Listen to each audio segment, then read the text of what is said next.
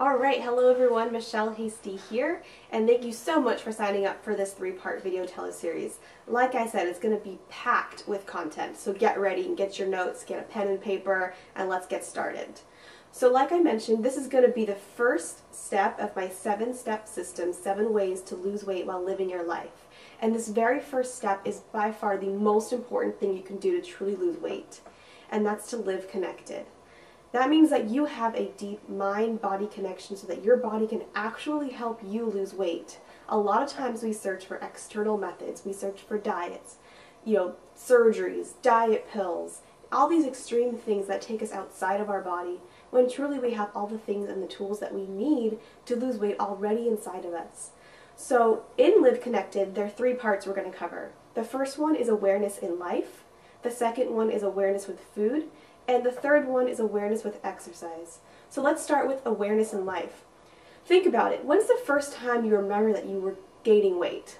Do you even remember? Do you just think you're one of those people that's been overweight your entire life?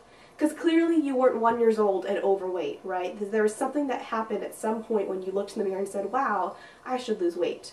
Or perhaps someone else told you that you should lose weight. Maybe your parents said that you needed to lose weight. Maybe they took you to the doctor who told you that you needed to lose weight. But think about when you can actually remember having the conscious thought of, wow, I think I need to lose weight. We want to go back to this point. Did you just maybe have a different body type than all of your other peers and therefore just assumed, I have a weight problem? Because maybe you just grow at a different level than everyone else. Possibly if you didn't get tamper with it and your parents didn't get involved and if the doctor didn't get involved and all these people who told you that you had a problem, you could have grown just naturally into a nice thin body, no problems, no questions asked. So really look at, why did you really gain weight?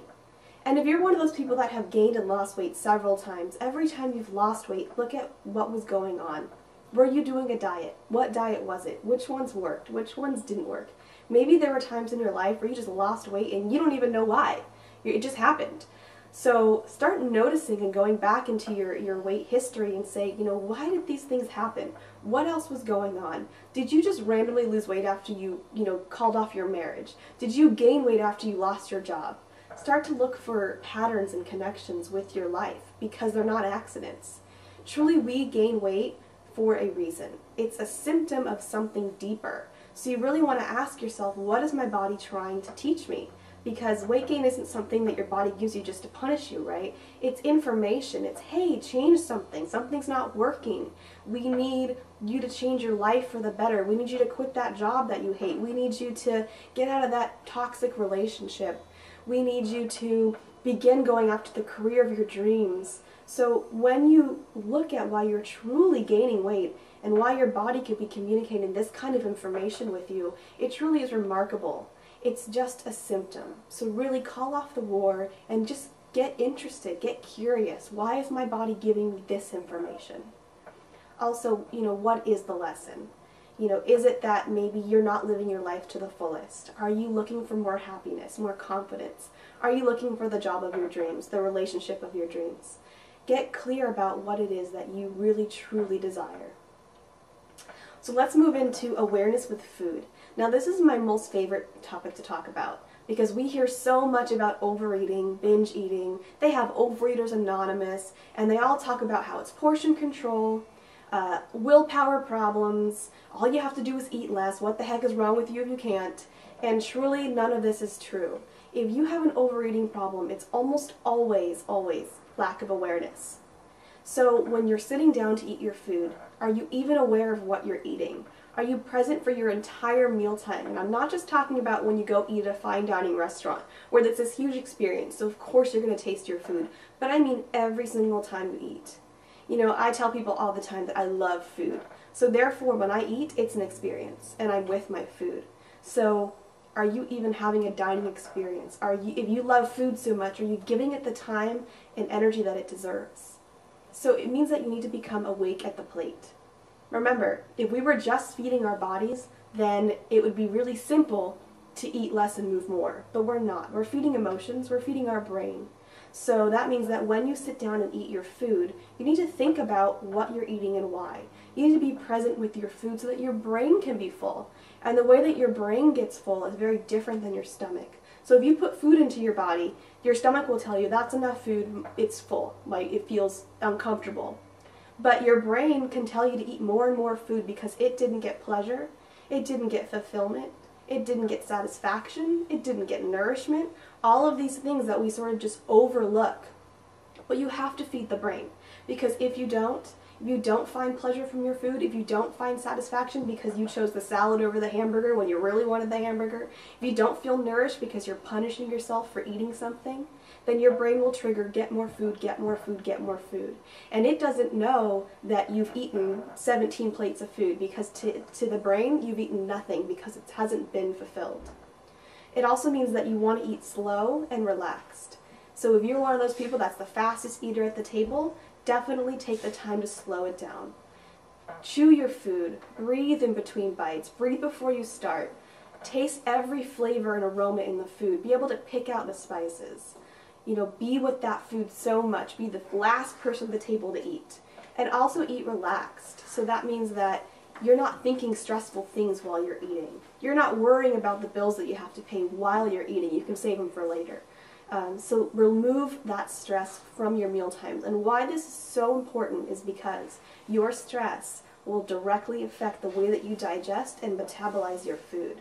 So if you're thinking about that bill that you have to pay while you're eating, you literally throw off digestion, which literally throws off metabolism. So we hear all this stuff about speeding up metabolism. Eat 6 meals, eat breakfast, make sure you snack, and all of these things. And I have to tell you, none of it matters if you eat with stress, because that's what's going to help to slow down your metabolism, because literally the way you digest your food tells you how fast your metabolism will be. So to sum it up, you want to be awake at the plate, you want to eat slow and relaxed, and you want to feed the brain in addition to your stomach. You want to feed the emotions. Be aware that they're there and play with them instead of against them. We hear all these negative things about emotional eating. Truly, every naturally thin person on the planet emotionally eats. They just actually get the emotions from the food that they desire. They don't feel bad and guilty, and they don't beat themselves up for eating the cake. They just eat it. They say, I had a bad day, I'm going to eat some chocolate. They eat the chocolate, they feel better, end of story. So you want to be able to find that same relaxed method towards your weight loss and your eating. And lastly, awareness with exercise. This has kind of been a negative thing in our society. It's kind of just become this, you have to work out 5 days a week for 30 minutes or you're not healthy. And the truth is that everyone has strengths and weaknesses. If you think about musicians, for example, there are a lot of musicians out there that probably don't work out 5 days a week for 30 minutes because their passion is music. Their passion is playing or singing or being on stage. So they're not athletes, right? Or they could be, but they're most likely not, because they have what they're good at. And this was something that I really struggled with, because I'm definitely one of the more creative, artsy type of people. And when I tried to become the athlete, my body did not go with it. It knew it wasn't truly who I was. So, first of all, figure out, what is your ideal movement routine? Is it the gym? Is it running? Is it walking? Is it just yoga? Is it working out in your home? Is it cleaning the house? You don't have to go to the gym. You don't have to follow what your neighbor's doing. Do what feels right for you. Do what actually feels fun. It shouldn't feel like work. It shouldn't feel like exercise. It should feel like fun. It should feel like a hobby, something that you want to do. They talk a lot about how, exercise is great because you're going to release those feel-good hormones, and that's going to help you lose weight. But I have to tell you, every time I stepped on the stair mill, there was no feel-good hormones for me. It was absolute torture. So be clear about, is this something that I'm actually getting the benefit, the stress release? People talk about running and how they can just get in the zone and they don't notice anything and they release their stress. Well, that didn't happen for me. It was, like I said, it was brutal for every step. I hated it. I just did it because I put my mind to it, so I did it. So find what works for you. Get creative. Try a dance class. Try the classes at the community center, at the college. Get some DVDs, or maybe just walk. So exercise doesn't have to be this, tedious 5 days a week for 30 minutes. I mean, me personally, I definitely don't do 5 days a week of exercise. I just do what feels right for me. Sometimes I do yoga 5 days a week, sometimes it's one, sometimes it's none. It really just depends on what my body's craving. So look at it in the long terms. You know, how much exercise do you want to have throughout your lifetime? Because if you look at a span of a year, if you missed 3 weeks of the gym out of a year, is it really that big of a deal?